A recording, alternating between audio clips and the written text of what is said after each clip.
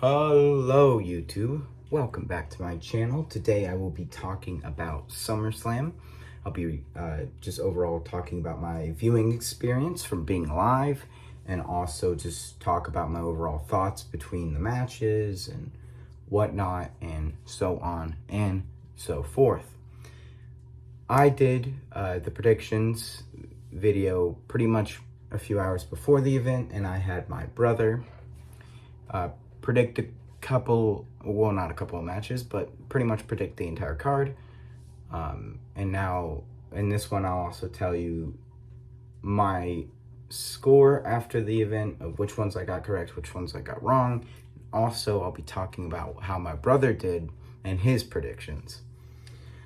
So let's go ahead and get into this. The opening match was Liv Morgan versus Rhea Ripley, where Liv Morgan defeated her via pinfall. And I gotta say, this match was great. I think this match was amazing to start off with. I didn't get to see the entirety of the match because we were running behind and we could not find our seats. And we were like, we can't find them. And as we were rushing, we're like, let's just see if there's like any merch or whatever. So we bought merch and whatnot. And then we got to our seats. So we didn't see the entirety of the match, but from what I saw, it was a really good match. Great way to start off the show, and then it ends with Liv Morgan and Dominic Mysterio kissing as like the final screenshot of that first match. I think it was good. It was my first time my brother got to see Rhea Ripley live, which is one of his favorite women's wrestlers, and he says his favorite current WWE superstar. So there's that as well. I predicted Liv Morgan to win, and I was correct. My brother picked Rhea Ripley. He was incorrect. I'm 1-0 to start off the predictions, and my brother is 0-1. Now, we're going on to the next match, which is the second match, which would be Braun Breaker versus Sami Zayn, where I picked Braun Breaker to win. My brother picked Sami Zayn to win, and Braun Breaker did win. So he gets the Intercontinental Championship. I get a second correct prediction, so that's 2-0 so far in my predictions, and my brother's 0-2 in his predictions. Anyway, I think this match was good. I was enjoying it, but there was no need for it to only be 5 minutes and only 40 seconds. I think if it was given maybe even 5 more minutes, I would have enjoyed it a little bit more, but I think it could have used 10 more minutes to just build up that story. You literally could have just copied them and pasted the match you did at Money in the Bank, but swap the winners and it'd be good. But still, everything considered, it was an okay match. Great defining championship where you have them win in a quicker match, but I'm a little disappointed with that's how Sami Zayn's Intercontinental Championship reign began. Well, not begun, but ended. I think that his reign overall was really good. A lot of positives to it, a lot of great matches. And he didn't hold on for it for a really long time. We saw a lot of title changes tonight. And that was just part of the beginning of it, was Braun Breaker beating Sami Zayn and winning the Intercontinental Championship. I'm excited to see what they'll do in the future with that title reign. I think you can have him in matches with Chad Gable. You can give him matches with Ilya Dragunov. You can give him matches with Bronson Reed. Just give him like a whole bunch of different matches, because honestly, that Intercontinental division is so good. I think that there's amazing matchups that can be had between Braun Breaker and great matches he can put on, and I'm excited to see what they do in the future for sure. The third match on the card was LA Knight defeating Logan Paul for the United States Championship. I predicted LA Knight to win. My brother predicted Logan Paul to win. That makes me 3-0 so far. And my brother is actually 0-3. But that's all right. I think this match was pretty good. Finally, you give LA Knight that United States Championship win. I was loving it. I loved that he won, and it was a great moment. Logan Paul did some pretty awesome spots in that match. great in-ring competitor. I'm excited to see what's next for Logan Paul. But overall, I think that LA Knight will have like a really good United States Championship run. And I'm not going to lie, the more recent ones of the United States Championships have felt really dull, championship reign-wise. And I think that's because we did have an amazing Intercontinental Championship run from Gunther, who held it for 666 days. I think when that was going on, you had not a whole lot of interest in the U.S. Championship, but I think with it being on LA Knight, he's already done a program with Carmelo Hayes, but you could run that back, give him a match against Andrade. There's a lot of different opponents for him on SmackDown that I think will make good matches, and I'm excited to see once again what they're going to do with this championship reign. I think that there's a lot of interest to be had for this reign. I'm a little sad that it's taken him so long to finally get that like crowning moment, but at least we got that moment finally, and also I was there for it, so it's even better. The fourth match on the card was Nia Jax defeating Bayley for the Women's Championship. And I and my brother both predicted Bayley to win, and that was partial bias because I'm such a huge fan of Bayley. She's my favorite women's wrestler of all time. I made a whole video about my top 10 women's wrestlers, and anytime I think about it, it's always Bayley on top. I enjoy Bayley chasing championships, and also have enjoyed several of her championship reigns. I think this one has been a little disappointing, but overall it's not been bad. I think Nia Jax will have a really good run. She's been doing a really good job here recently, and she's drastically improved since being on SmackDown. And then on top of that, you had Tiffany Stratton coming out and teasing cashing in on the match and costing Bayley her championship because of a distraction.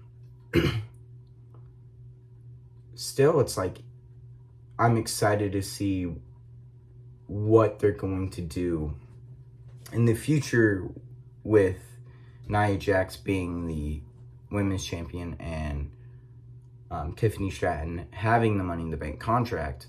It's going to be interesting to see how that story fully plays out and whatnot, and I think it will be really entertaining. That did, unfortunately, though, end my streak of tonight, and at this point, I am 3-1 on my predictions, and my brother is still 0-4, so his streak is still strong. Let's go on to what some people might consider the match of the night. Drew McIntyre beating CM Punk with Seth Rollins as the special guest referee. This match was really good. My entire section I was at were so excited for this match. We were so invested into it. And I predicted CM Punk to win. My brother picked CM Punk to win. So I was wrong about that, and so was he. So that makes my prediction so far 3-2 on the night, and my brother is still 0-5. But a lot can be said about this match. Great storytelling throughout it, with CM Punk focusing on that bracelet and that being the downfall of him in that match. I think that this CM Punk and Drew McIntyre feud has been so good from the beginning to so far now. I'm excited to see what they're going to do in the future for it. And it's going to be interesting to see if Drew McIntyre will get a championship reign now after finally defeating CM Punk. I wonder if they'll also do a triple threat match between Drew McIntyre, CM Punk, and Seth Rollins, because of how much they were all arguing and bickering with Seth Rollins and vice versa. I think that there's a lot of excitement to come from this match. I can understand some people not liking it as much, but I still think that it was a pretty good match. And it was the longest match on the card going... Oh, wait, not the longest match. The second longest match of the card, going 17 minutes. And then you have what I consider not only the match of the night, not only one of the best wrestling matches I've seen in general, but also the single greatest wrestling match I have ever seen live. Granted, I've only gone to 3 shows, but that is defined as the best match I've ever seen live. And it's Gunther versus Damian Priest. That match cooked. I was so nervous throughout that, like genuinely like shaking, and the overall excitement of potentially seeing at this current time my favorite WWE male superstar, Gunther, winning a championship in Cleveland while I was there.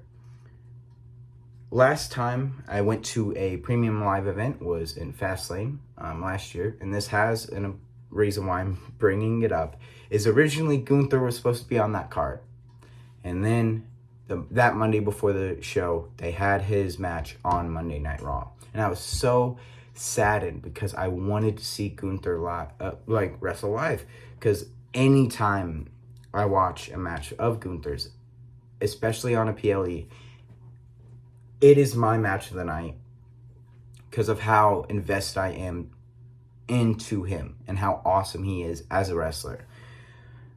I'm excited to see what his championship reign will look like. And a side note, I think that he looks so good with that championship.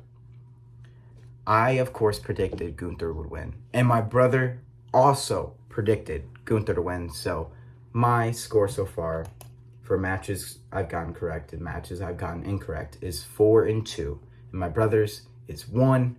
Oh wait, no, 1-5, sorry, because I miscounted for some reason. But this match was awesome, and they teased Damian Priest coming back and keep fighting and keep fighting and keep fighting, and to have him lose his championship, not by tap out, not by pinfall, but passing out. That is awesome because it shows this like never quit attitude, and when the match is over is when you physically cannot go any longer and your body just gives out. Definitely one of my favorite matches of all time. This definitely goes on the list, and part of that was the bias of being there live and my overall reaction. And I remember being in the crowd and just shouting. I was like, this basically like talking about how the match was over, and people around me are like looking at me because I'm being really loud. I'm yelling so loud, like at the top of my lungs. Like that's why I keep on having to clear my throat, and also if my voice sounds weird today or off, it's because of my screaming throughout this show, but mainly with that specific match. And I was getting worked so hard when Damian Priest got out of the sleeper hold and had Gunther's arms pinned to, or not arms, but shoulders pinned to the ground. I was like, oh no, he's gonna lose. And people around me were like mocking me and whatnot because he got out of it. And I was like, oh my goodness, like it was intense as can be. And when he won, I screamed so loud. I turned around and I was celebrating with the people behind me. And it was just such a great moment. It's part of the reason why, 1, this is probably my favorite SummerSlam I've ever watched. 1, because of the bias of being there in person. And 2, because of that match. And 3, this event was actually so freaking good. It ate so much. It was such a good match. And then you go to the main event, Cody Rhodes versus Solo Sikoa, and I gotta say, this match was pretty good. It was good. It's not my match of the night because I feel like it was slightly booked towards the end. I'm just not able to speak today. My brain's all a mess trying to just think about SummerSlam because of how intense it was, and it honestly just feels like a fever dream. I'm not gonna lie. It's kind of weird to think that I went to SummerSlam this year and all that, but I'm so glad that I was able to go to SummerSlam and that my brother went with me. It was a great overall experience, and this match was great.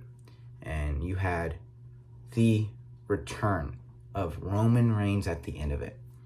And I think one thing that would have made this match a lot better was even potentially seeing Roman Reigns and Jacob Fatu go at it. But I think Jacob Fatu injured his leg because he was holding it and he was angry and he was pretty much telling Solo, like, he can't get up and to change, like, how things were supposed to go down, because I'm pretty sure Roman was supposed to come back, spear Solo, spear Jacob Fatu, and then Cody would win, but that didn't happen because Jacob Fatu was injured on the outside. But still, overall, this match was really good. I wish that there was more weapons in play. Also, I want to say something. For anyone that watched this event on Peacock, or if you illegally streamed it or whatever, in the Drew McIntyre and CM Punk match, when the crowd was chanting, "We want tables," I was not chanting. I thought it was stupid to chant that because you didn't need tables. Now, Cody versus Solo, I would have liked to see a little bit of table action, and I would have liked to see more weapon action. But still, overall, everything being like a lot of standard matches where there's not a whole lot of weapons or anything like that. Still, a really great show. I still kind of feel like the main event was a little overbooked a bit, like kicking out of all those finishers. Are you kidding me, Cody? I wasn't a huge fan of that, but overall, great experience, great main event, amazing show. Genuinely some of the best and most fun I've had watching a show. If you've never gone to a show live, I would 100% recommend it, and I plan on making a separate video talking about not necessarily a lot of the in-depth wrestling aspects of it, but overall experiences of going to live shows, because I've been to a few and I've been excited to overall talk about it. But anyway, if you have any wrestlers you want me to talk about, or any matches or anything in particular about wrestling, let me know down in the comments below and I'll check it out for sure. Don't forget to leave a like and also subscribe. That is it for my SummerSlam review. Pretty great show. Overall, I'd give it an 8.9 out of 10, because there were a couple things where I think if Sammy had the longer match and the main event wasn't nearly as overbooked, it would have been a 10 out of 10 show, but that is still okay. It was still a really good show, and if people think that it's a 10 out of 10 show, then awesome for them. But it was a great time and everything else, and I was very excited to make videos about it and whatnot, so hopefully you guys enjoyed. But that's where I'll leave you guys. You have a great rest of your day.